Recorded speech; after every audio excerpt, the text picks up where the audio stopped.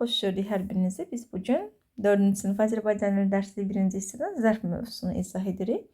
Ümumiyyətlə, zərf mövzusuna uyğun testlər səhifəmizdə var, izahlar səhifəmizdə çoxdur. İndi isə dərslikdən zərf mövzusunu izah edirik. Verilmiş sözləri sürmək feili ilə işlədərək söz birləşmələri düzəldin. Hər bir sözə uyğun gələn sualı müəyyən edin. Deməli, çox sürmək. Nə qədər sürmək? Çox sürmək nə qədər sualına uyğundur. Yaza bilərik çox sürmək, qarşısına nə qədər sualını qeyd edə bilərik. Nə qədər sürmək. Sonra geri sürmək. Hara sürmək? Geri sürmək. Hara sualına uyğundur. Sürətlə sürmək. Necə sürmək? Sürətlə sürmək. Necə sualına uyğundur. Axşam sürmək. Nə vaxt, nə zaman? Axşam sürmək. Nə vaxt, nə zaman sualına uyğundur. Zərf hərəkətin icra tərzini, zamanını, yerini, miqdarını bildirir. Məsələn, cəsarətlə danışmaq, necə danışmaq? Cəsarətlə danışmaq hərəkətin icra tərzini ifadə edir. İrəli getmək, hara getmək? İrəli getmək hərəkətin yerini bildirir. Hərdən görüşmək, nə vaxt, nə zaman? Hərdən. Hərəkətin zamanını bildirir. 1-ə 5 artırmaq, nə qədər artırmaq? 1-ə 5 hərəkətin miqdarını bildirir. Sual bildirən sözləri uyğun zərflərlə əvəz edib cümlələri köçürün. Əli necə baxdı? Dünən həmişə bir qədər qəflətən təəccüblə yuxarı. Bax, siz bunların hamısını oxumalısınız, uyğunlaşdırmalısınız, ondan sonra yazmalısınız. Körpə necə yıxıldı? O nə vaxt sərgiyə getdi? İdmana nə vaxt birlikdə gedirik? Biz liftlə hara qalxdıq? Siz parkda nə qədər gözlədiniz? İndi baxaq. Əli necə baxdı? Necə baxa bilər? Təəccüblə baxar da, düzdürmü dostlar? Baxın, təəccüblə sözünü birinci boşluğa yaza bilərik. Körpə necə yıxıldı? Qəflətən yıxıldı. Demək, doğrudur. İkinci boşluğa qəflətən sözünü yazacağıq. Sual sözlərini və deməli burada dostlar, əli necə baxdı deyəndə buradan həm bunun hamısını silirsiniz, artıq necə sözünü yazmırsınız. Əvəzinə təəccüblə sözünü yazıb cümləni yazarsınız. Təəccüblə sözünün altında xətt çəkə bilərsiniz. Necə göstərin? Baxın, məsələn, yaza bilərik ki, Əli təəccüblə dəqiqə.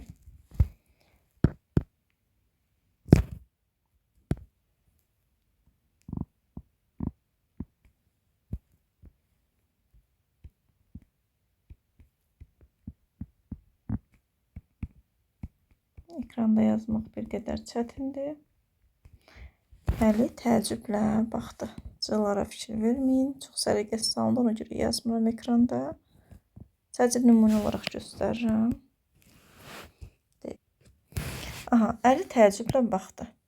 Baxın, burada təəccüblə sözünün altına xətt çəkərək qeyd edə bilərsiniz.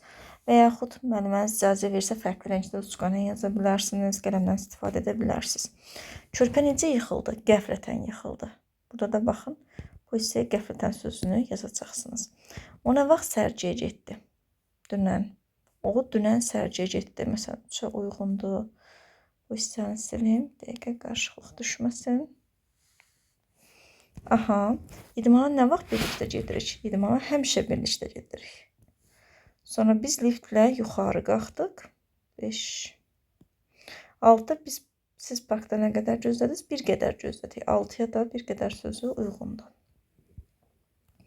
Aşağıdakı zərfləri cümlələrdə işlədin. Qəhrəmancasına irəli, yavaş, yenə, sakit, bayaq, aşağı dəfələrlə. Əsgərlərimiz qəhrəmancasına döyüşdü. O irəli 2 addım atdı.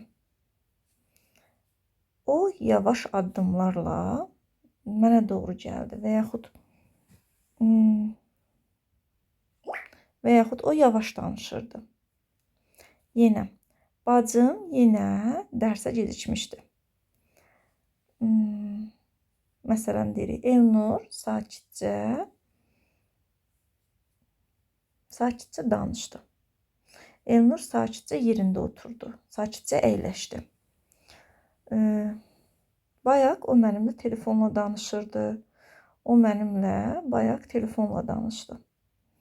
Aşağı mərtəbə olmaz. Olar daha doğrusu, zərfdə elə bir problem yoxdur. O aşağı mərtəbədə yaşayır. Mən bu haqda onunla dəfələrlə danışmışam. şəklində ola bilər. Burada baxın, aşağı sözü, aşağı, yuxarı, içəri, çölə sözləri birbaşa zərfdir. Yəni onlar başqa link hissəsi kimi yox, birbaşa zərf kimi işlənir. Hara sualına cavab verir. Sonra özünüz də fərqli cümlələr qura bilərsiniz. Təbii ki, oxşar cümlələr, fərqli cümlələr qura bilərsiniz. Məsələn, əsgərlərimiz qəhrəmancasına döyüşdülər. O irəlidə məni gözləyirdi. O yavaş danışırdı. Məsələn, bacım yavaş danışırdı. Yenə otağa sakitlik çökdü. O sakitcə otağa girib, o sakitcə əyləşdi. Otağa keçib, o sakitcə əyləşdi. Sonra bayaq mənimlə telefonla danışan dayım oğlu idi, nə bilim, dayım idi. O aşağıda yaşayır. Biz dəfələrlə bu haqda danışmışıq. Davam edək, C tapşırığına baxaq. Hansı cümlədə xeyli sözü hərəkətin miqdarını bildirir? Dostlar, ümumiyyətlə zərfin əsas xüsusiyyəti budur ki, burada sözlər digər nitq hissələri ilə ortaq xüsusiyyət daşıyır. Sifətlə, sayla ortaq xüsusiyyət daşıyır. Yəni necə? Eyni sözdür, cümlədəki yerinə görə say kimi işlənə bilir, cümlədəki yerinə görə zərf kimi işlənə bilir. Məsələn, yaxşı sözü, məsələn, xeyli sözü. Xeyli sözü, dostlar, əgər ad bildirən sözlərə aiddirsə, baxın, sürədə xeyli meyvə var. Nə qədər meyvə var? Xeyli. Nədən əvvəl işlənib? İsimdən əvvəl işlənib. Burada olacaq say. Burada sualda heç bir fərq yoxdur. Sual eyni sualdır. Dəyişiklik özündən sonra gələn sözdə baş verir. Yəni, hansı nitq hissəsinə aid? Baxın, Elvin bu səhər xeyli qaçdı. Nə etdi? Qaçdı. Baxın, əgər hərəkətdən əvvəl işlənirsə, hərəkətin miqdarını bildirirsə, biz ona deyirik zərf. Yox, belə deyək, hərəkətdən başqa digər nitq hissələrinə aid olarsa, biz ona deyəcəyik say.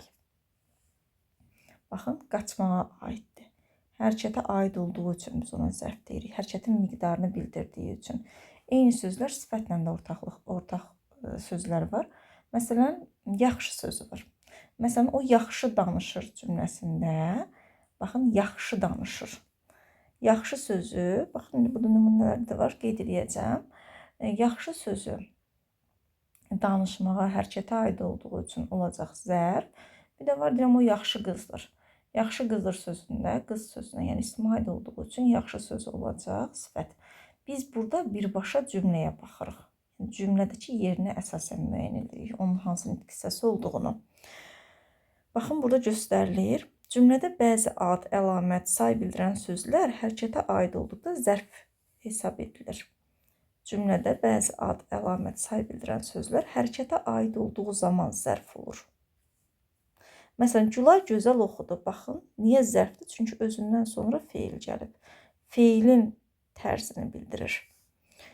O gözəl don geymişdi. Baxın, don sözündən əvvəl gəlir. Gözəl sözü artıq isimdən əvvəl gələr, hərəkəti izah etmir. Bu zaman görürsünüz, zərfdən başqa digər nitq hissələrinə uyğunlaşır. Hansı ki, burada sifətdir. Hansı cümlələrdə fərqləndirilmiş sözlər zərfdir? Baxın, yaxşı sözünə diqqət edin. Yaxşı oğulla fəxr edirlər. Burada oğul sözü görürsünüz, isimdir. Yaxşı sözü ismi izah edir. Belə olduğu zaman biz ona deyirik sifət. Arif imtahana yaxşı hazırlaşıb. Buradakı yaxşı sözü hazırlaşmaq sözünü izah edir. Yəni, feili izah edir. Biz buna deyəcəyik zərf. Gecə gündüzdən sərin olur. Baxın, burada gecə sözünə sual verin. Nə gündüzdən sərin olur? Gecə. Əgər nə sualına cavab verirsə, biz ona isim deyirik. Xüsusilə bu gecə gündüz sözlərinə aiddir. Yəni, zaman anlayışı bildirən sözlərdə oxşarlıq, eynilik var.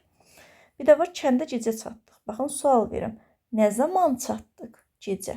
Əgər nə zaman sualına cavab verirsə, biz ona deyəcəyik zərf.